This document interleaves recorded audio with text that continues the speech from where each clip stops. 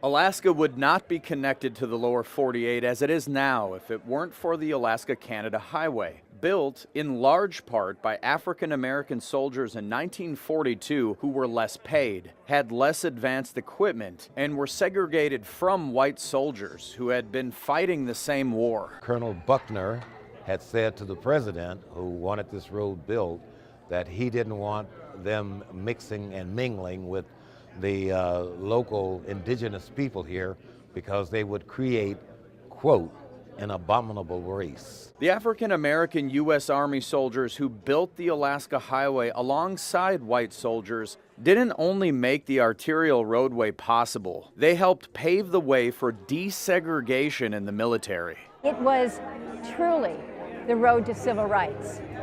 It connected us, yes, as far as infrastructure, but the picture that is now so well known is when the white soldier is recognizing and congratulating the black soldier with that handshake.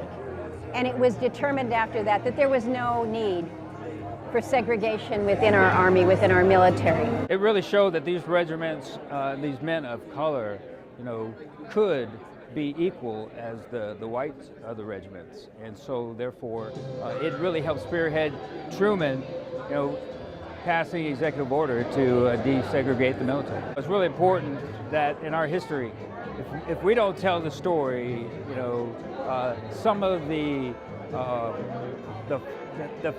failures, if you will repeat themselves. The African American history, built into the fabric of the state, organizers say, is often forgotten or unknown. Events like this, civil rights leader Cal Williams says, identifies heroes in the Alaskan African American community, and those who are struggling, he says, can gain inspiration. It's an unremembered or forgotten portion of history how these men working under harsh conditions were able to complete such a feat, to get a road cut through those harsh terrains in record time, actually.